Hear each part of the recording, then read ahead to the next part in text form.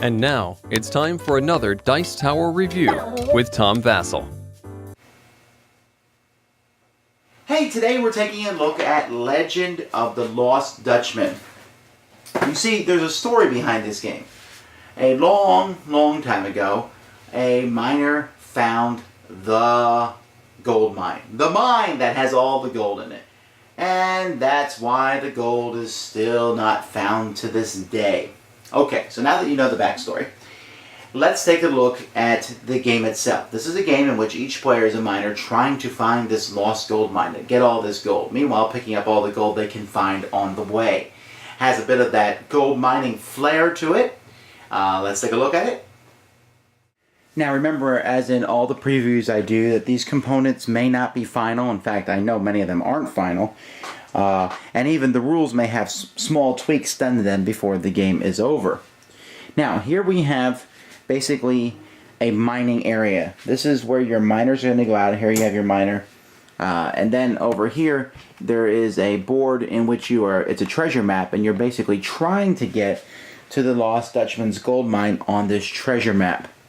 Now, each player has a character that they'll start the game with. You'll get one of these characters. For example, here we're starting with Pickaxe Pete, and he tells you what numbers you start with, and also he gets a starting equipment of, well, Pete's pickaxe. And so you'll put some markers on your sheet here to show my starting vigor, my starting foresight, my starting ingenuity, and my starting health. Now, the way the game progresses is the very first thing we're going to do is we're going to work with our miner that's out here.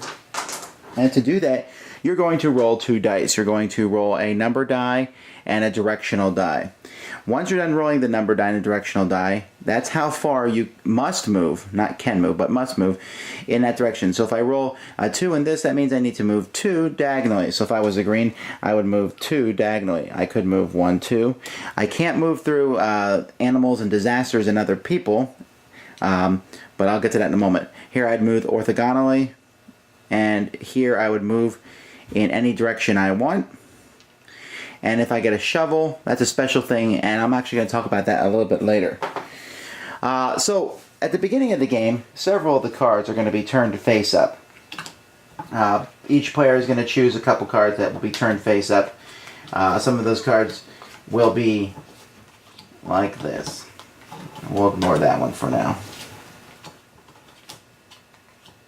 Now, when you land on a different card, a different thing will happen depending on which card you land on. If you land on a treasure, hooray, you get the treasure. You'll stick that over here with your card, and you'll turn over the card underneath it, and your turn's done. If you get something like this, Mystic Quartz, that's something that you'll be able to use later on, and you can keep that. There are other cards and equipment and things that you can get as the game progresses. If you get one of these water level cards, water level drops. If you notice over here, there's a water level, and that just means the water level goes down. That's a timer to show you the end of the game. If you get one of these characters, like Ed Piper, keep this card. You may always move your token in any direction. That's like a special ability that you have. The legendary guy who will come and help you. And so those guys are very handy to have and useful too. But if you can see, most of these cards only have pickaxe, other equipment that I can get to help me. It's not as good as Pete's pickaxe, but whatever. Most of these cards, you'll number, have a lot of different stats and information on them. There's creatures and catastrophes. So let's take a look at one of these creatures here. On this creature is Scorpion. If I land on this, I have to basically fight the Scorpion, and I need to roll a 12. Now everyone is going to have 2 dice in their color. And if you notice there, it shows the symbol for ingenuity. Now, if you remember, maybe you've forgotten, my ingenuity is a 4. So I'm going to roll 4 dice, 2 dice plus the 4. So 4 plus 4 is 8. I have failed that test. And you can see that when I fail that test, I lose 4 life. If I had succeeded in that test, I would have gained 4 life, and I would have kept the card. Now the card there, if you can see at the end of the game, is going to be worth a certain amount of treasure, depending on how many scorpions I have. If this is the only scorpion I would ever get, he would be worth 2 treasure. If I got 2 scorpions, they'd be worth 3 each. 3 scorpions, 4 each, and 4 scorpions, 5 each. You can see all these catastrophes and things are basically the same. Here we got Desert Fever. you need to take a 12 test in foresight, and if you win, your foresight will go up, and if you lose, your foresight will go down. Then there's some special ones like this evil spirit here, who you need quartz, that quartz that you saw earlier, to fight him. Otherwise, you're going to lose. By the way, when you fight these people, if you roll exactly the number, nothing happens. It's kind of like a tie. You don't lose anything, but you don't gain anything. But if you roll higher, then you win. If you roll less, then you lose. Now, I don't want you to think that every test is a 12. Some tests, like, for example, this scorpion here, is a 6. Of course, the rewards and losses are a little bit less. This is a test of 10. And each of these tests, when you take them, you will be adding one of your stats to them to take the test. Now, after you move around and get your card and so on and so forth, then you will look over here. And if you fought a challenge, you can move your character.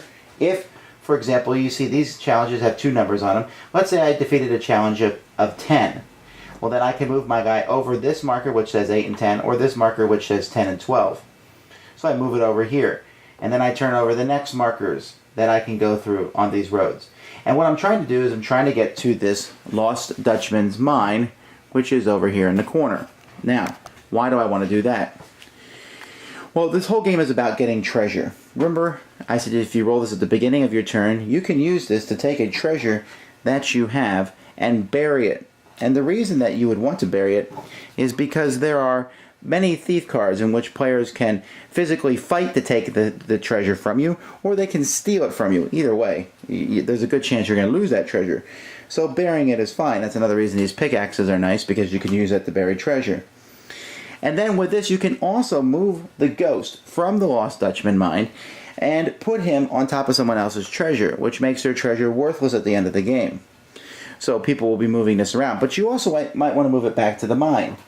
Because if someone gets to the mine, which is one of the end conditions of the game, and the ghost is not there, well then fine, they've got it, hooray. Otherwise, they have to fight the Lost Dutchman, who you need to get a 30. Of course, you get to add all your stats to that, but still, that's going to be one tough cookie to take out. Whoever gets the gold mine is going to get 15 extra gold, and then everyone will add up all their cards, and that's the end of the game. So there's 2 ways for the game to end. One is for the water level to run out, at which point whoever has the most gold is the winner. Or the other is someone to get to the gold mine, at which point that person gets 15 gold, and they're the winner. I should also mention real briefly that in this game there is a set of rules called Goldfield Gully, which is a very quick, small game about going to the goldfield and the town that's nearby and trying to get gold. It uses some of the components that are involved in the game, so you're getting 2 games. This is a very family-friendly game. My kids really enjoyed it because just going around, if you land on someone else, there's an event deck you draw, and some event will happen, and that adds a little bit of unpredictability to the game. And so does the die rolling. But as the game goes by, you're trying to figure out, how am I going to land here? What am I going to do with my treasures? Should I bury them, take the time to do that, or just go and get more? Should I go fight these things so that I can move farther on the map for the Lost Dutchman's mine? Or should I just go around and grab the easy stuff, the gold? And should I get equipment? Should I use this equipment? You get a backpack and you take an extra turn. When should I take that extra turn?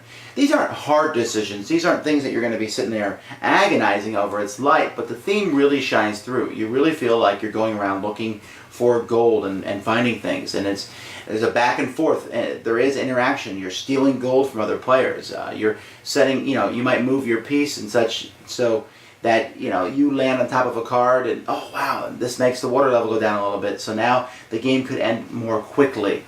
So there's this back and forth, and then there's another extra little game which isn't that bad in the box and using the same components. And so you have all of this, and if this is the level of quality of the components now, before they're finalized, and I'm really looking forward to see what the final game is going to be. This is a game that's going to appeal to people who like a strong theme in games, and I'm very certain that families are going to enjoy this one together with some interesting mechanics, moving the dice around, getting the different cards that will help you get better as you grow stronger. I should mention that if you lose all your health, you get exhausted. So your stats go down.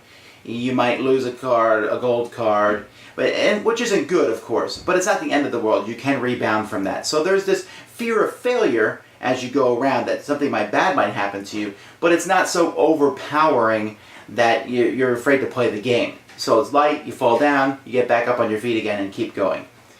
If you want to kickstart this game, let me show you the information.